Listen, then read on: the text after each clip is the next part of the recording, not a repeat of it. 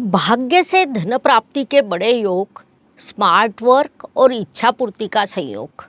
कन्या राशि के जातक इस जुलाई महीने में परिश्रम और योजना के लिए सफलता प्राप्त करने वाले हैं, क्योंकि कन्या राशि अर्थात बुधदेव संयम और सेवा का सुंदर संगम होती है। ये लोग कम बोलते हैं, लेकिन अपने काम से विश्व को बदलने की ताकत रखते हैं।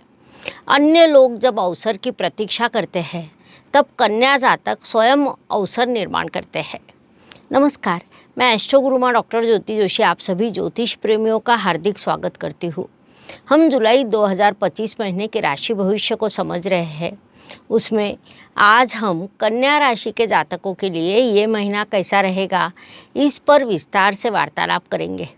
विभिन्न दृष्टिकोण से इस महीने के ग्रह स्थिति का हम शास्त्रोक्त विश्लेषण करने वाले हैं। साथ ही वीडियो के अंत में मैं आपको इस महीने करने वाला विशेष उपाय भी बताने वाली हूँ, इसीलिए वीडियो को अंत तक देखना न भूलें। एक और महत्वपूर्ण बात है कि हम विभिन्न दृष्टियों से ये महीना आपके लिए कैसा रहेगा, ये बड़े विस्तार से बताते हैं। उस अनुसार इस महीने आपका अनुभव क्या रहा, ये आप हमें कमेंट द्वारा हम तक पहुंचा सकते हैं, ताकि हमारे इस मार्गदर्शन का आपको लाभ हो रहा है, ये बात हम तक पहुंच सके।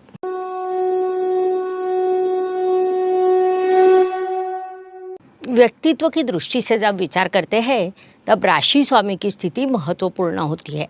कन्या राशि के स्वामी बुधदेव इस समय काल में लाभ स्थान में विराजमान है, जिस कारण प्लानिंग, पेशेंस, परफेक्शन के द्वारा आप सफलता प्राप्त करेंगे।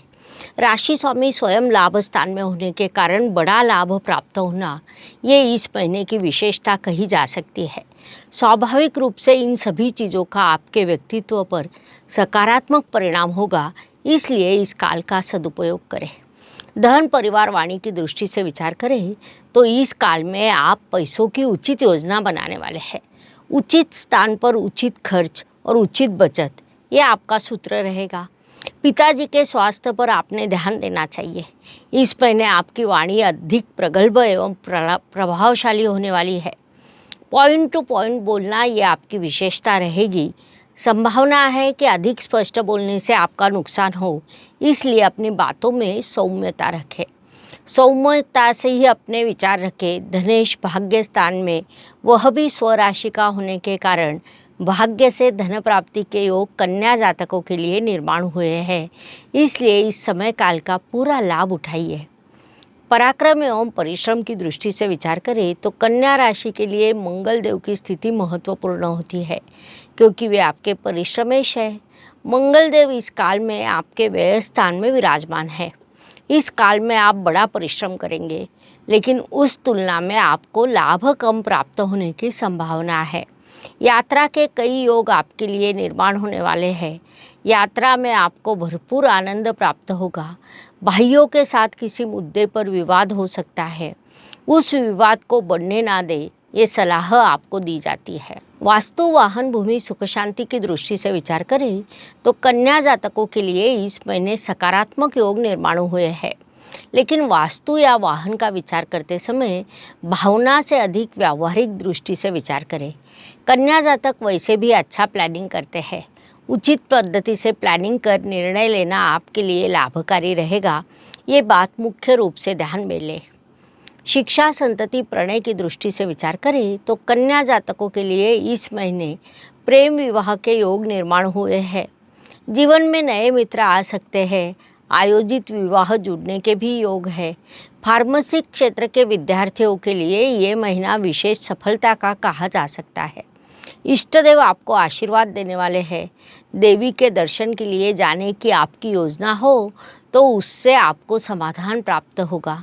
संक्षेप में इन सभी दृष्टियों से ये महीना आपके लिए लाभकारी कहा जा सकता है। इस काल का पूरा उपयोग करें। स्वास्थ्य, कर्ज, प्रतिस्पर्धी, शत्रुओं की दृष्टि से विचार करें तो कन्या राशि के षष्ठ स्थान में राहु ग्रह का आगमन हुआ है। ज्योतिष नियमों के अनुसार राहु ग्रह षष्ठ स्थान में अत्यंत शुभ फल देता है। विशेष रूप से वह कुंभ राशि का होने के कारण आपको उसके अत्यंत शुभ फल प्राप्त होंगे।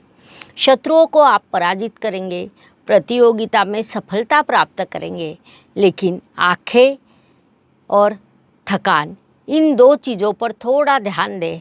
अधिक काम के कारण आँखों पर तनाव पड़कर थकान बढ़ सकती है, इसलिए उस दृष्टि से अपना उचित ध्यान रखें, ये सलाह दी जाती है। नौकरी एवं व्यवसाय की दृष्टि से विचार करें तो ये काल कन्या जातकों के लिए सकारात्मक कहा जा सकता है। नौकरी में आपको शीघ्रता से तो व्यवसाय में थोड़ा विलंब से सफलता प्राप्त होगी। व्यवसाय में आपको थोड़े अधिक परिश्रम करने पड़ेंगे। नौकरी में आपकी भूमिका रहेगी कि कितने भी परिश्रम क्यों न करना पड़े, मैं सफलता प्राप्त करूँगा। ये भूमिका उचित भी कही जा सकती है, इसलिए इस काल का पूरा लाभ उठाइए। भाग्य एवं शुभ संकेत की दृष्टि से विचार करें तो कन्या जातकों के लिए इस महीने कई शुभ संकेत निर्माण हुए हैं। उसमें मुख्य रूप से कहा जाए तो भाग्येश स्वयं भाग्य स्थान में विराजमान है, जिसे हम अत्यंत बड़ा शुभ संकेत कह सकते हैं। साथ ही गुरुदेव द्वारा आपके लिए कुंडली में अर्थ त्रिकोण पूरा हुआ है। राशि स्वामी लाभ स्थान में विराजमान है। इसके अलावा राहु ग्रह आपके षष्ठ स्थान में बैठकर शुभ योग बना रहा है। ऐसे कई शुभ संकेतों से ये महीना आपके लिए भरा है और उनसे आपको अत्यंत शुभ परिणाम भी प्राप्त होने वाले हैं। इस काल का सदुपयोग करें। कर्म की दृष्टि से विचार करें तो कन्या राशि के कर्म स्थान में गुरुदेव विराजमान है, जिस कारण आप हार्डवर्क से अधिक स्मार्ट वर्क करने वाले हैं। रवि और गुरु का गठबंधन आपके कर्म स्थान में होने के कारण महीने का पहला पखवाड़ा आपके लिए अधिक परिश्रम का और दूसरा पखवाड़ा लाभ का रहेगा, ऐसा हम कह सकते हैं।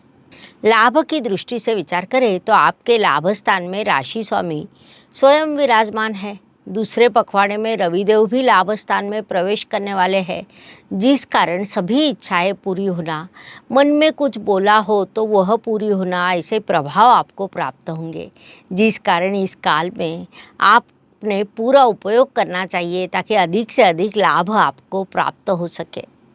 व्यय एवं प्रदेश गमन की दृष्टि से विचार करें तो घर की कुछ वस्तुओं पर आपका खर्च होने की संभावना निर्माण हुई है।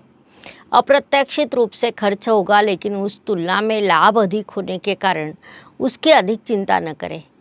वीज़ा तैयार हो तो अचानक विदेश जाने के योग भी बन सकते हैं, इसलिए वैसी मानसिकता पहले से ही बना ले या वैसी योजना हो तो उस दृष्टि से अधिक प्रयास करें, ये सलाह दी जाती है। जीवन सुख दुख और उतार चढ़ाव से भरा होता है।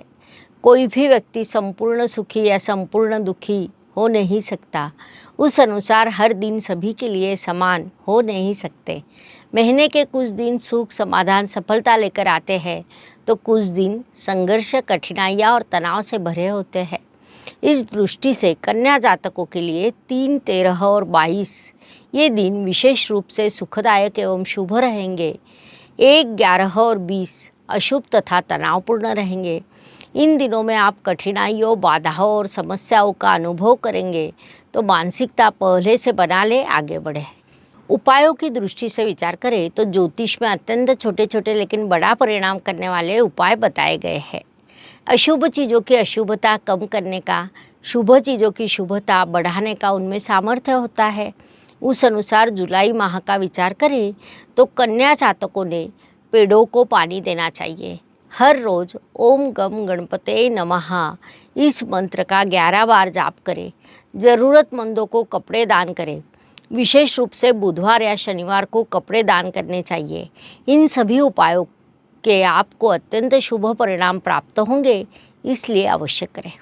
इस प्रकार मेष से लेकर मीन तक हर राशि के लिए जुलाई 2025 ये महीना कैसा रहेगा, ये समझाने के लिए 12 वीडियो आपके इस चैनल पर अपलोड है। पुनश्च अवश्य मिलेंगे। ये वीडियो आपको अच्छा लगा हो तो लाइक एवं सब्सक्राइब करें। कमेंट बॉक्स में हर हर ज्योतिष घर घर ज्योतिष लिखना न भूलें। धन्यवाद। शुभम भवतु। जय ज्योतिष। ज्योतिष का अध्ययन तथा शास्त्र की शास्त्रीय तरीके से पढ़ाई करने के लिए मेरी 2 किताबें प्रकाशित हो चुकी है, उनका अवश्य लाभ लीजिए।